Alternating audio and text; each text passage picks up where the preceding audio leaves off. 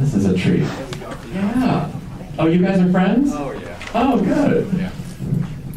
Okay, well, you both are now new media. How's that feel?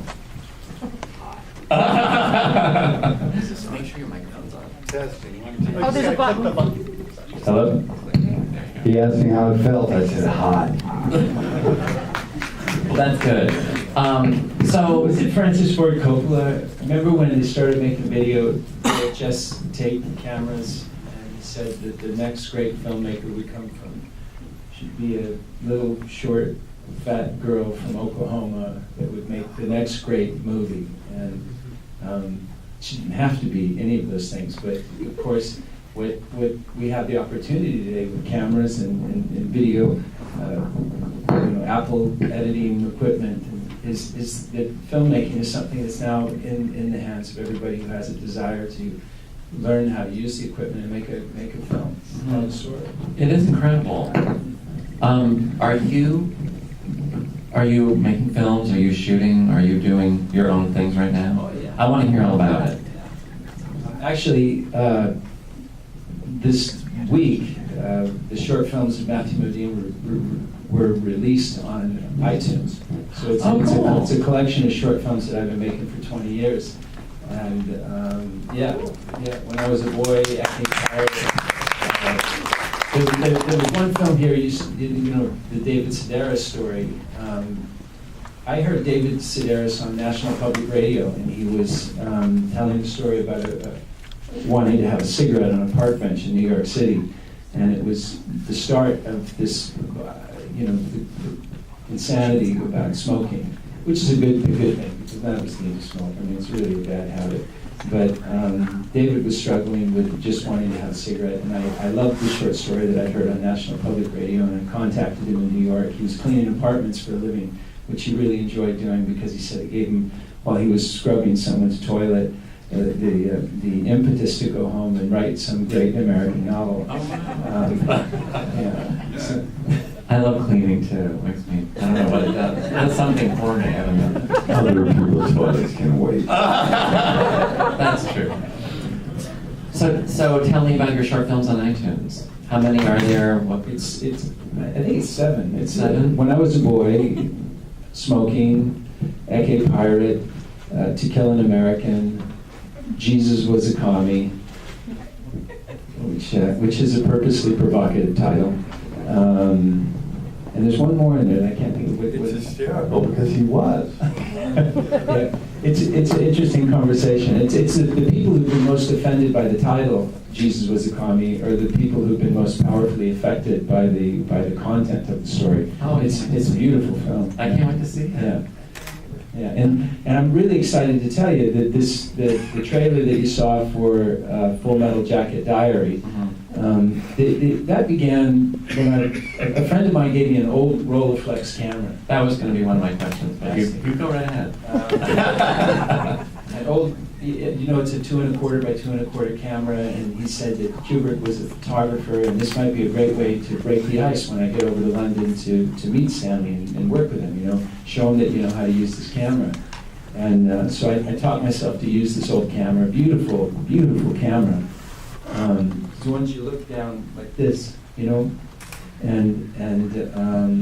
I showed up images upside down and backwards. Great for if you're dyslexic. It's a fantastic camera. And I kept kind of trying to pose with it and show Stanley that I had this old camera. And finally said, "What are you doing with that old piece of shit?" And I said, "What are you talking about? It's a beautiful camera." He goes, "I know what it is." He goes, "Listen, you want to take pictures on my set?" And he told me the whole camera package and lenses, all the way down to the camera bag, of what I should use to take pictures on his set. And the thing that was shocking and startling about this was that he said, "If you want to take pictures on my set," which was something that was unheard of. So I got this Minolta camera and I hated it, but I fell in love with this Rolleiflex camera. And I took pictures while, I was in England for almost 2 years working with Kubrick on that film. That is unheard of. Yeah, unheard of.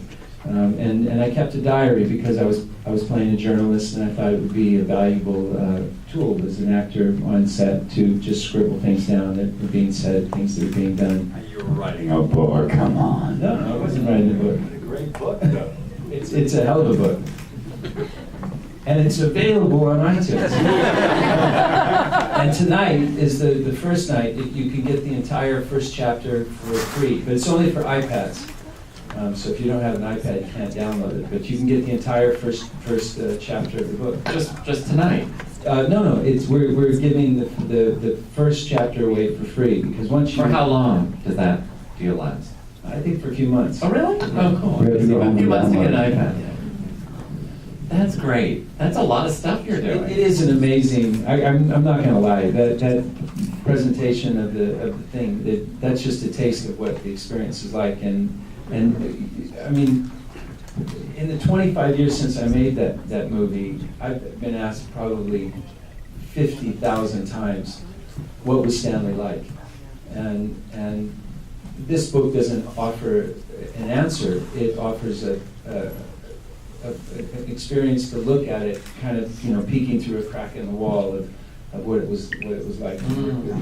Oh, cool. Yeah. Oh, cool. Well, I mean, that Kubrick exhibit at LACMA kind of gave you a glimpse of what he was like, because it was so detailed, every single thing he did for every single movie, and even movies that were never made. It was like, you would think, you know how when you see TV shows and they show serial killers and they map out everything on their walls, like ridiculously detailed, like it looked like that. But it was organized madness that came to be brilliance. So Eric, tell me about this incredible piece that we just saw you in. That's way too broad a question. Okay, okay. First of all, I'm Catholic, whatever. But I really want to read this book, and watching you up there, you're such an incredibly commanding actor. I was terrified, but I was also really drawn in, and I felt like that little boy putting his hands on the desk. That never happened to me, thank God. But my relationships with priests were always good. Now it's like conventional. Anyway, but I just loved this performance, and I want to know, first of all, how did you approach this role that we just saw? Oh, well, to be honest with you, I did this piece because of the subject matter. And my wife and I have very strong driving forces about child abuse and how to deal with it and how to deal with it properly and how to make people aware of it and how to make people aware of it in positive ways so they can help the remedies. And I just think it's important to make it accessible in the understanding thereof. And so, yes. And so that's why I did it. And then as I was doing it, I also read the book. And this woman can write. Oh my God, I recommend her. And it's a great read. It's all I know of her work. Deborah Henry. Yeah, and Deborah is a master. And it's really an eye-opening, self-educating adventure, if you will. And she kicks it tiny. Oh my gosh. Raise your hand if you've read this book. Anybody? Yeah. That's my wife. I loved it, but it was unbearable. But it was so important and so well done. Also touching on the adoption issue and everything else. And then meeting She said she loved it, but it was unbearable. What about meeting her? She's the antithesis of this. I mean, she's wild. Oh, you mean Deborah? Yeah. Oh, cool. Deborah's the antithesis of this. She's wild, she's just saying. So, you have a lot in the works going on right now. I keep reading your name with all sorts of projects coming up. Yeah, they're alive too. And, well, I have to say, I'm really excited about Lovelace, which you're Me in. too, yeah. Yeah. There's a performance by an actress in that movie that's going to stop traffic for a long time. Really? Yeah, boy. Is it Amanda? Is it the Oh, yeah. Okay. So Amanda's just pretty much perfect. When does that get released? I know that's soon. You'll have to ask somebody. It's like July or August or something. Yeah, it's this season, as it were. Yeah. Yeah. Anyways, it's an amazing cast, so hopefully you'll all check that out. And I saw you last year in a show that I loved on IFC called Bullet in the Face. No, that was so much. Oh my gosh, that was a blast. Did anyone see that, Bullet in the Face? It can be found on your computer now. Yeah, I mean, you can find it somewhere, hopefully on Netflix or something. But it was like a mini series. It was on for a couple nights on IFC. Eddie Izzard stops traffic. He's Oh my gosh. remarkable. It was one of the best things on TV last year, and I'm an Emmy voter, so I'm going to be voting for that all over the place. Anyway, that felt good. Anyway, thank you. And tell me about anything else going on in your lives right now that we should know. Well, Work-wise, acting-wise. Can I just bring up something that's not only about me, it's about all of us, and Okay. that's the fact that at this moment in time, because everybody can afford a camera now, there are 3,000 movies being made across the country as we speak. I'm in about a third of them. It's really fun. I like travel across this country now, and I just stop in every other state and I make a movie. And they're making movies, and they want me in them. They call me, tell me about movies, sure. It's horror, it's sex, it's everything. It's everything, every Think of genre. they're doing. And I play everything from a basketball coach to a deranged doctor, and it's just really fun to work with filmmakers from A to Z. That's so great. Big, fat, short, small, smart, stupid, funny, not so funny. It's great fun. I tell you, it's like going to a dance that you weren't invited to, but everybody's glad you're there. It's really fun. I love that. I love that. I think of you as one of the sort of the leaders in acting of independent cinema. You really are, you're sort of a dream actor to work with for a lot of upcoming directors, and you do say yes to working with them. Well, thank you so much, because it was a plan, and it was my wife's plan. I had nothing to do with it. I just showed I up. think it's a great plan. But my wife, about 15 years ago, we've been married like 5 or 6 years, and she has this idea. You want to work nonstop, right? I said, yeah, I work every day of the year. She goes, okay, well, we're gonna have you in independent movies all over the world. And I said, great, cool. And that's what she did. And everybody said, everybody said, you're gonna ruin your career. And I said, well, it won't be the first time. So we did it, and I've had so much fun, and we seem to roll for free. Who knew? Oh my gosh. Matthew. I would ask a question about that. What do you do when? Can you hear me? No. What do you do, Eric, when you're working on a film and it's just a disaster, and you know that the director is not really able to make a film, but you're in it now? Well, only really one of those has happened in the past like 6 months, and it was a kids' soccer movie. And we had a director who didn't know how to line up camera shots for action stuff, and it was all action stuff. It was all little big soccer games and stuff. Had no idea how to do it, and we'd have to stop and act, and then run. Stop and act. It was really funny, and but it's all just part of the adventure. 25 years ago, I would have gone, oh, I can't do this, oh my God. But now it's fun. It's like, oh, this guy didn't know what he's doing. And I just roll with it. And when they ask me questions like, Eric, what would you do? Well, I would do it right. No, it's just so much fun. Because I'm absolutely human about everything now, Matthew. I don't take anything seriously. I love that approach. And it's fun.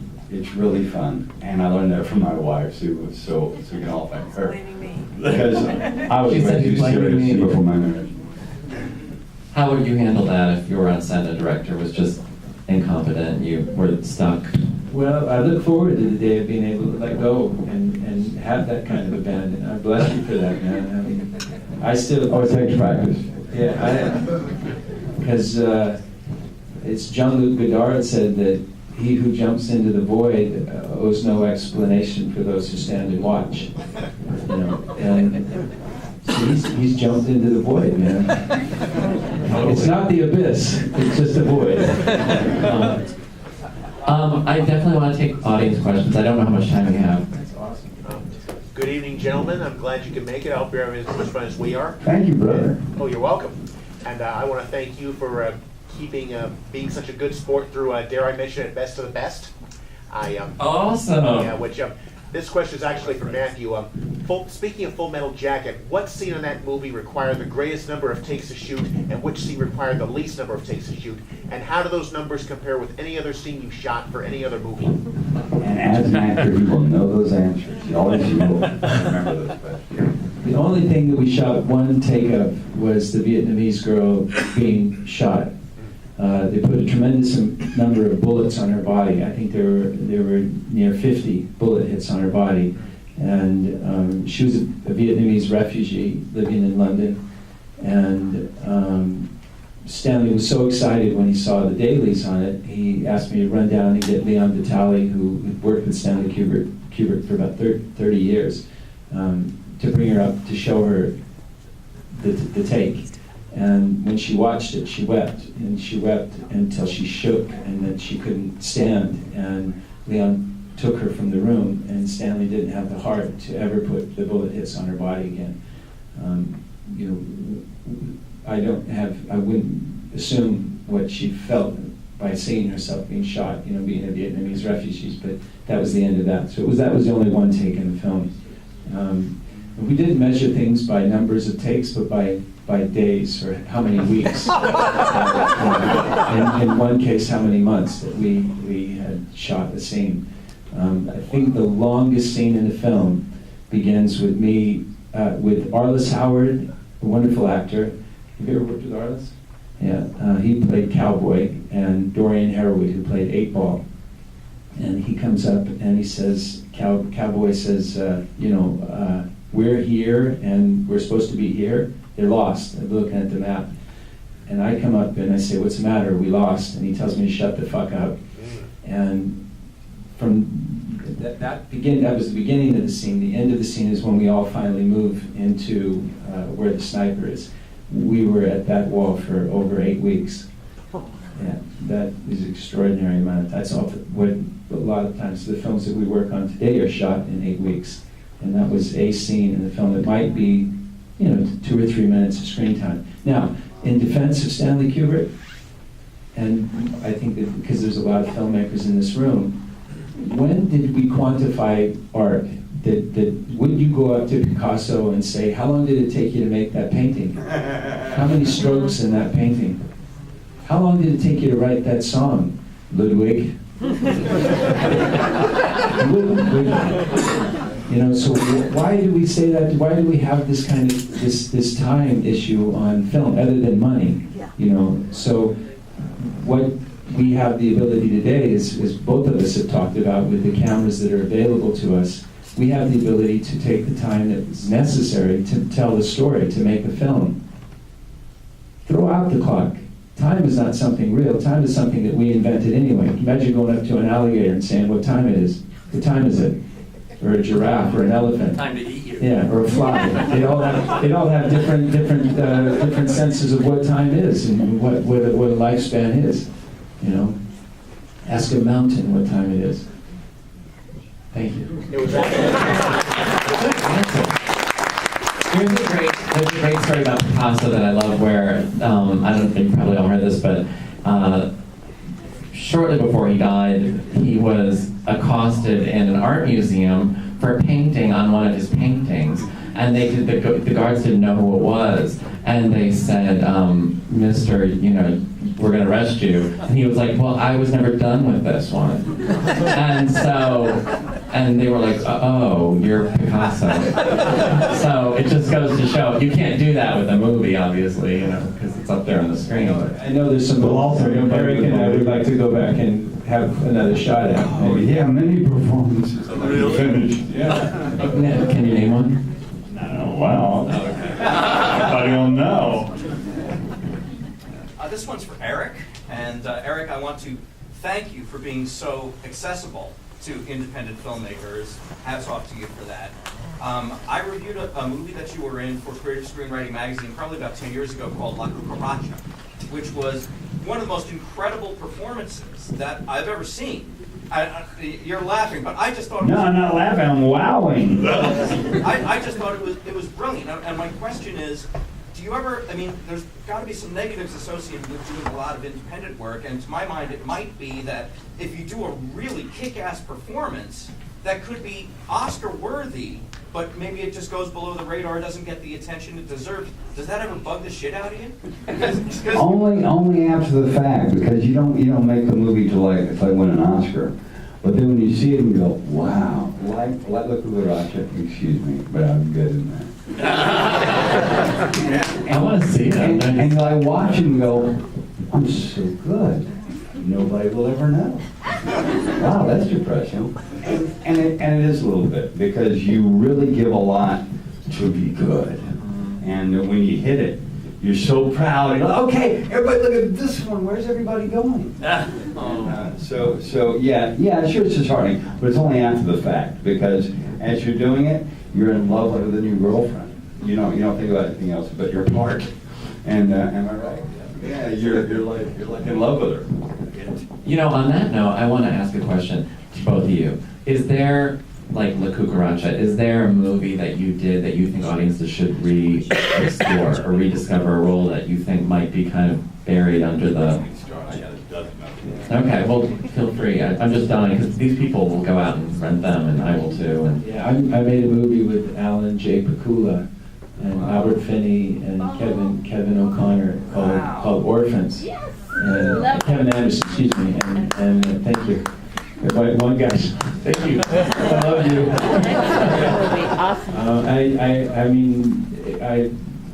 It's beautiful. It's a beautiful film. It's a beautiful play. It was just on Broadway with Ben Foster playing my part and Alec Baldwin playing Albert Finney's part. Yeah. Different casting. A little bit different casting. Yeah. Orphans. Orphans. Yeah. When the film didn't open, the studio went out of business. On our opening day, we went to the premiere of the film, and the theater that we were going to have the premiere at was closed. Yeah, it was really depressing. Yeah, and that can hurt a guy's feelings. yeah. The guy that produced the film, there used to be a really famous restaurant where they had big Oscar parties over here. I can't remember what it was called, but in the 80s when everybody went to that restaurant. Sardi's? No, not Chasen's, not Sardi's, no. Spago? Spago, yeah.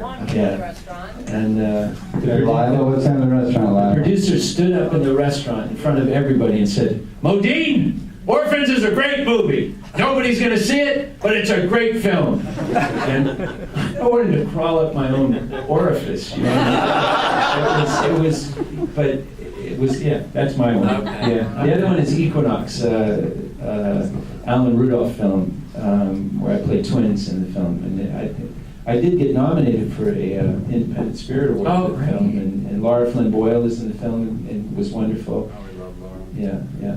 It was and Kevin J. O'Connor was in that one. Kevin, yeah, a good picture. Fred Ward. That's a great cast, dude. Yeah. That is a great cast. Eric, you want to name something? Oh, if I start, I get La Cucaracha is, come up here. Well, La Cucaracha, You're welcome. Here's my This is wife. Eric Roberts' wife. my wife, my manager, my roommate, my boss. Okay, door on the floor, but neither of these guys was in it, but it's fantastic. Oh, the door on the floor, Jeff Bridges, oh my God, it's incredible. Nobody saw it, but it's poor. I saw it. Inside Party didn't get seen enough. Inside Party for that genre of movie is my favorite of the whole bunch. No, you just stay seated. No, sit. What else? Inside Party, La Cucaracha, Heaven's Prisoners, you never got to see properly. Heaven's Prisoners. Yeah, Heaven's Prisoners. I play a badass. You're a good ass. Yeah, I play a lot. Is that, I mean, do you just love that? Or? Yeah, I do, because I'm not really. No. Yeah, I mean, I'm kind of a martial artist, I'm kind of a pool player, I'm kind of those things, but I'm hardly a badass. Do you, crave playing like a goofy character? I would love to play goofballs, yeah. Yeah. Oh my gosh, casting people. Like the Pope of Greenwich Village.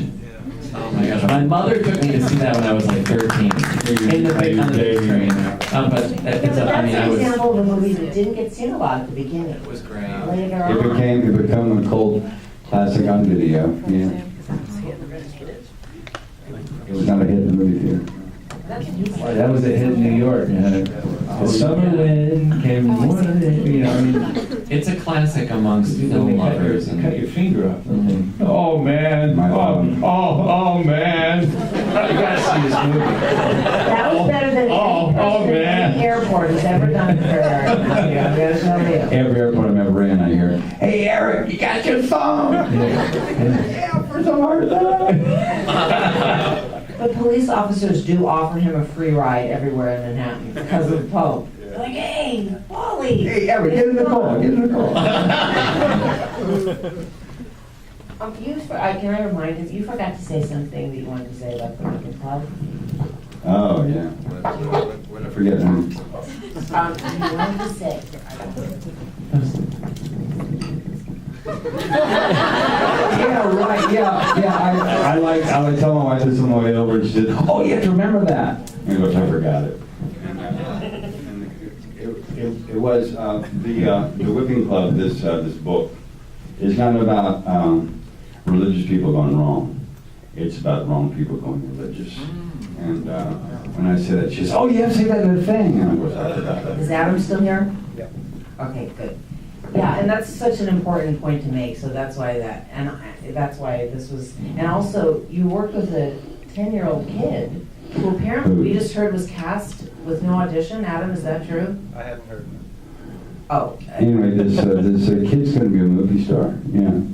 He was He's gonna cast be a in real movie something? star. He's the other, there was just two of them in the living club. No, I know, but you said the little boy He was is. cast apparently with no audition. He was cast just because, just his presence in the room, and he really does have something naturally. Yeah, he does. He does. Yeah, Mhm. he was here last night on the red carpet. Oh, cool. Also doing brilliantly there, so Mhm. we can all go home. He's 11.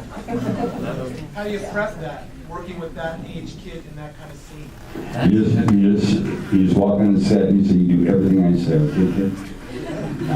No. You don't prep that. You just have to roll with the punches. You have to go with it. More questions? Ah, come on. Zach, one last question, please. Zach, one last question, please. Okay. I have a question, and this applies to everybody, for both of you, actually all three of you, because you're part of the panel now too. What advice do you have for, well, your actors, but I also see you as filmmakers, for filmmakers who are just kind of getting out of film school or maybe thinking about going to film school? What advice do you have for them? Because you've had longevity. I'm imagining you've had longevity too. So I don't know your. I had more longevity than these two. You. Well, I'll begin. Yeah, You guys can please. think, because I am on the other side of it. Also, Yeah, I'm an please. actress, but I also coach, and I'm also a casting Okay. director. And now it's wonderful. You can make your own films. Let me just interject something. She's coached everybody from George Clooney to Halle Berry to me. In fact, I go to her every time doing anything, and she coaches me. And she's really, I am married to her, but she's remarkable. Oh my gosh. What is your first name? Eliza. Thank you. But the advice is go do kind of what you've done. Go do it for sure. Go do it because now you can. But be as good at marketing as you are at your making your product, because getting it out there. We don't want these things to be orphans. But be true to yourself. Be brave. If you think you're being honest, dig deeper, and just assemble something wonderful. I mean, now you can do that. You don't have to have a middleman. There's no committee to kill the commitment. It's pretty great, and we don't have to worry about length anymore. It can be any length, and just really do the whole thing and have confidence and be sure to just spread it around. Be shameless about that. That's what I would say anyway. That's great. That's great. And you wear a lot of hats too. Yes. Which I think is important. Yeah, I think so. Now you can do that. It used to be you had to be categorized in one thing. Casting, acting, behind the Exactly. scenes, production, everything. Yeah, but now you can wear orange socks. Oh. And we're all getting orange socks, basically, in essence. But go ahead. Matthew. Geez, you kind of want to know who you're talking to before you give any kind of advice. You know, what a person's background is, what their understanding of life is. Because it's fragile, art. It's something very fragile. It's something so easy to be destroyed. I don't look for structure when I write. I write. And I find that by writing, it finds its own structure. You know, I think that the kind of three-act structure that exists in screenwriting is something that, if you ever saw a movie called Run, Lola, Run, they threw that kind of structure out the window. So I guess the kind of advice that I give would be to develop your concerns. What are you concerned about? I'm concerned about the environment. I'm concerned about religious prejudice that exists in the world and how I find that it's the most destructive thing on the planet. And if we don't find a solution to the environmental problems and the religious problems that we're faced with, I fear for us all. So those are my concerns, and I read about those kind of things. I listen to people who are talking about those kind of things, and I know that that's a kind of film that I want to make. It's a kind of role that I want to play. I want to be like Charlie Chaplin in The Great Dictator, who stands up and talks about war. It makes one of the greatest speeches ever delivered on film, and it was the first time he ever spoke in a movie. If you've never seen it, go online and look at Charlie Chaplin in The Great Dictator giving the greatest speech of all time. But it's about love, and it's about passion, it's about humanity. It's about us all being brothers and sisters and solving our problems with dialogue and discussion rather than being like cavemen and using sticks and stones and now atomic bombs and dirty bombs and ricin to destroy other people's lives and livelihoods. So those are things that I'm concerned about. So I think that that was advice that was given to me by a Russian teacher at Stella Adler's Conservatory of Acting in New York. He told me to develop my concerns and be passionate about them, because then when the opportunity arises and it comes to you and that script comes across the desk, you're going to have been working on that role for 20 years, for 30 years of developing, and there's not going to be a better person in the world to play the part for you than you. That's great.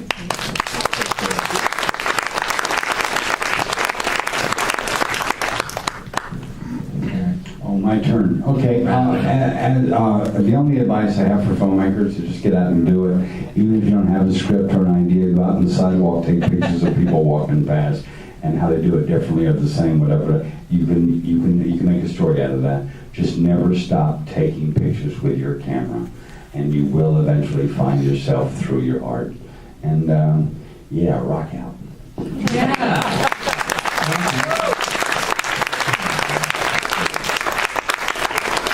Thank you, Susan Johnson, and I really appreciate all you panelists.